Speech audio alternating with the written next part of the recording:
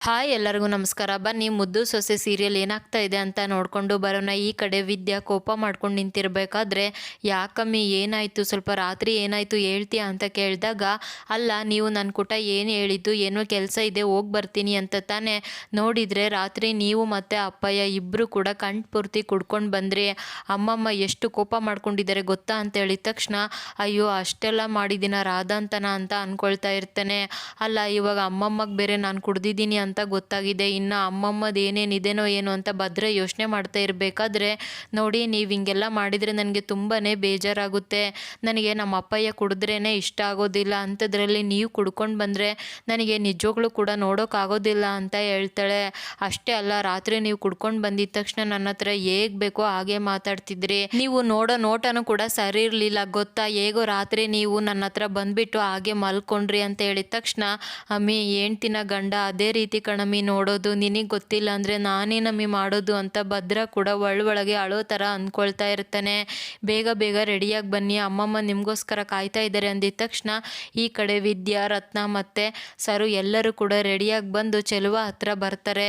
ಬಂದಿದ ತಕ್ಷಣ, ಅಲ್ಲಯ್ಯ ನೀನು ಅಳಿಯನ್ನ ಕರ್ಕೊಂಡೋಗಿ ಆ ರೀತಿ ಕುಡಿಸ್ಕೊಂಡು ಬಂದಿದ್ಯಲ್ಲ, ಅವ್ರ ಮನೆಯವ್ರಿಗೆಲ್ಲ ಗೊತ್ತಾದ್ರೆ ಎಷ್ಟು ಬೇಜಾರಾಗ್ತಾರೆ ಗೊತ್ತಾ. ಅಲ್ಲ ನೀನು ಹಾಳಾಗೋದಲ್ದೆ ಅಳಿಯಂದ್ರೂ ಕೂಡ ಕರ್ಕೊಂಡೋಗಿ ಕುಡಿಸ್ಕೊಂಡು ಬಂದಿದ್ಯಲ್ವ, ನಿನಗೇನು ಗೊತ್ತಿಲ್ವ, ನಿನ್ನ ಬುದ್ಧಿಗೆ ಏನಯ್ಯ ಆಗಿದೆ ಅಂತ ರತ್ನ ಬೈತಾ ಇರಬೇಕಾದ್ರೆ, ಅಪ್ಪಯ್ಯ ಯಾಕಿಂತ ಕೆಲಸ ಮಾಡಿದೆ ಅಂತ ವಿದ್ಯಾ ಕೂಡ ಕೇಳ್ತಾ ಇರ್ತಾಳೆ.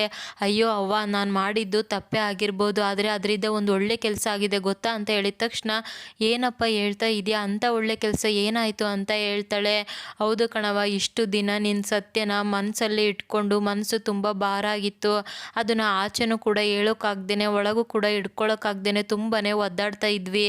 ಆದರೆ ನಿನ್ನೆ ಆ ವಿಚಾರನ ಎಲ್ಲದು ಕೂಡ ನಾನು ಅಳಿಯಂದ್ರ ಮುಂದೆ ಹೇಳಿಬಿಟ್ಟೆ ಕಣವ, ನನ್ನ ಮನಸ್ಸಲ್ಲಿರೋ ಭಾರ ಎಲ್ಲ ಇವಾಗ ಇಳಿದೋಯ್ತು ಅಂದಿದ ತಕ್ಷಣ ವಿದ್ಯಾ ಮತ್ತು ರತ್ನ ಇಬ್ಬರಿಗೂ ಕೂಡ ತುಂಬಾ ಭಯ ಶುರುವಾಗುತ್ತೆ. ಅಪ್ಪಯ್ಯ ಏನಪ್ಪಯ್ಯ ಹೇಳ್ತಾ ಇದೆಯಾ, ನಿಜವಾಗ್ಲೂ ಕೂಡ ನೀನು ದಿಟ್ಟವಾಗ್ಲೂ ಕೂಡ ಸತ್ಯನ ಹೇಳ್ಬಿಟ್ಟ, ಅವ್ರು ಏನಪ್ಪ ಅಂದ್ಕೊಂಡ್ರು ಹೇಳಪ್ಪ, ಅವ್ರು ಏನು ಹೇಳಿದ್ರು ಹೇಳಪ್ಪ ಅಂತ ವಿದ್ಯೆ ಕೇಳ್ತಾ ಇರಬೇಕಾದ್ರೆ, ಅಯ್ಯೋ ಅವ್ವ ನೀನೇನೋ ತಲೆ ಕೆಡಿಸ್ಕೋಬೇಡ, ಅಳಿಯಂದ್ರಿಗೆ ಏನು ಕೋಪ ಬಂದಿಲ್ಲ, ಏನು ಗೊತ್ತಾ ವಿದ್ಯಾ, ನಾನು ಸತ್ಯ ಹೇಳಿದ ತಕ್ಷಣ ಅಯ್ಯೋ ಇರಲಿ ಬಿಡಿ ನನ್ನ ಅಮ್ಮಿ ಅಲ್ವಾ, ನಾನು ಅಮ್ಮಿನ ನಾನು ಕ್ಷಮಿಸ್ತೀನಿ ಅಂತ ಹೇಳ್ಬಿಟ್ರು ಕಣಮ್ಮ ಅಂದಾಗ, ಈ ಕಡೆ ವಿದ್ಯಾಗಂತೂ ಇದನ್ನ ನಂಬೋಕೆ ಸಾಧ್ಯನೇ ಇಲ್ಲ ಅಂತ ಹೇಳ್ತಾಳೆ. ಇಲ್ಲ ಕಣಪ್ಪ, ನೀನು ಹೇಳ್ತಾ ಇರೋದು ನಾನು ನಂಬೋದಿಲ್ಲ, ಬರೀ ಅವ್ರ ಅಪ್ಪನ ಬಗ್ಗೆ ಮಾತಾಡಿದ್ರೇ ಅವ್ರು ಎಷ್ಟು ಕೋಪ ಮಾಡ್ಕೊಳ್ತಾರೆ.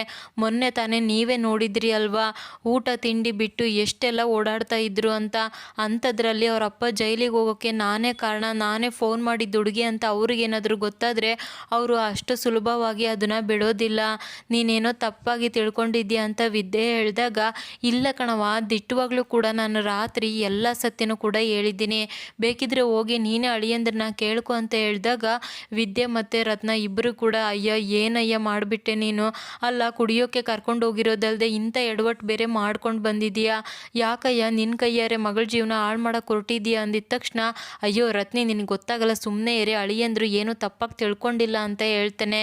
ಇನ್ನು ಈ ಕಡೆ ವಿದ್ಯೆ ಕೂಡ ತುಂಬ ಭಯ ಪಡ್ತಾ ಭದ್ರ ಹತ್ರ ಬರ್ತಾಳೆ. ಅದು ರಾತ್ರಿ ಅಪ್ಪಯ್ಯ ಹೇಳಿದ್ರು ಅಲ್ವಾ, ಆ ವಿಚಾರ ನಿಮಗೆ ಗೊತ್ತಾ ಅಂತ ಹೇಳಿದಾಗ, ನಿಜ ಹೇಳಬೇಕು ಅಂದರೆ ಭದ್ರೆಗೆ ಏನು ಕರೆಕ್ಟಾಗಿ ಗೊತ್ತೇ ಇರೋದಿಲ್ಲ, ಆ ರೀತಿ ಏನಾದರೂ ಸತ್ಯ ಗೊತ್ತಾಗಿದ್ದರೆ ಅದೇ ಕ್ಷಣಕ್ಕೇನೆ ರಿಯಾಕ್ಟ್ ಮಾಡ್ತಾ ಇದ್ದ. ನಿಜವಾಗ್ಲೂ ಇಲ್ಲಿ ಚೆಲುವ ತಿಳ್ಕೊಂಡಿರೋ ಹಾಗೆ ಭದ್ರೆಗೆ ಅವ್ರ ಅಪ್ಪ ಜೈಲಿಗೆ ಕಳ್ಸೋಕ್ಕೆ ಕಾರಣ ವಿದ್ಯಾ ಅನ್ನೋ ಸತ್ಯ ಗೊತ್ತೇ ಇರೋದಿಲ್ಲ.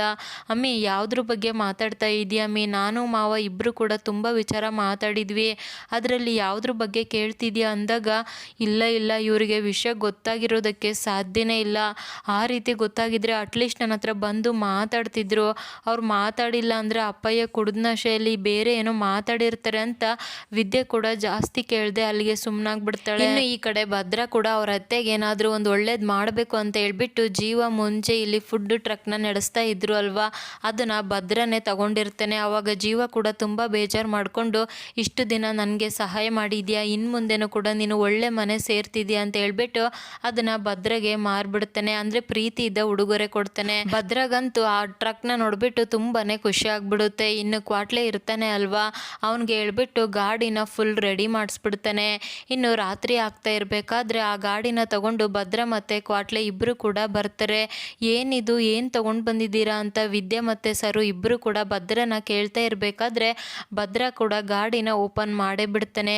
ಅದನ್ನು ನೋಡಿಬಿಟ್ಟು ರತ್ನ ಮತ್ತು ವಿದ್ಯೆ ಇಬ್ಬರಿಗೂ ಕೂಡ ಏನು ಆಗ್ತಾ ಇದೆ ಅಂತಾನೆ ಗೊತ್ತಾಗ್ತಾ ಇರಲ್ಲ. ಅಳಿಯಂದ್ರೆ ಏನಿದೆಲ್ಲ ಅಂತ ರತ್ನ ಕೇಳಿದ ತಕ್ಷಣ, ಅಯ್ಯೋ ರತ್ನಿ, ಅಳಿಯಂದ್ರು ನಿನ್ಗೋಸ್ಕರ ಇದನ್ನ ಮಾಡಿಸಿರೋದು ಕಣೆ, ಇನ್ಮೇಲೆ ನಾವಿಬ್ರು ಕೂಡ ಸೇರಿ ಹೋಟೆಲ್ನ ನಡೆಸ್ಬೇಕು ಅಂತ ಅಳಿಯಂದ್ರು ಆಸೆ ಅಂತ ಹೇಳಿದ ತಕ್ಷಣ ರತ್ನಾಗಂತೂ ತುಂಬಾನೇ ಖುಷಿ ಆಗ್ಬಿಡುತ್ತೆ. ಅದೇ ಖುಷಿಯಲ್ಲಿ ಗಾಡಿನ ಎಲ್ಲ ನೋಡ್ತಾಳೆ. ಹಾಗೆ ಅತ್ತೆಮ್ಮ ನಿಮಗೋಸ್ಕರ ಮಾಡಿಸಿರೋದು ಹೇಗಿದೆ ನನ್ನ ಗಿಫ್ಟ್ ಅಂತ ಕೇಳಿದ ತಕ್ಷಣ ವಿದ್ಯಾ ಮತ್ತು ಸರುಗಂತೂ ತುಂಬಾನೇ ಖುಷಿ ಆಗ್ಬಿಡುತ್ತೆ. ಈ ಕಡೆ ರತ್ನ ಕೂಡ ಗಾಡಿ ಪೂಜೆ ಎಲ್ಲ ಮಾಡಿಬಿಟ್ಟು ಗಾಡಿ ಒಳಗೆ ಹೋಗಿ ತುಂಬಾನೇ ಖುಷಿ ಪಡ್ತಾಳೆ. ಇದಿಷ್ಟು ಇವತ್ತಿನ ಸಂಚಿಕೆ. Thank you so much every one.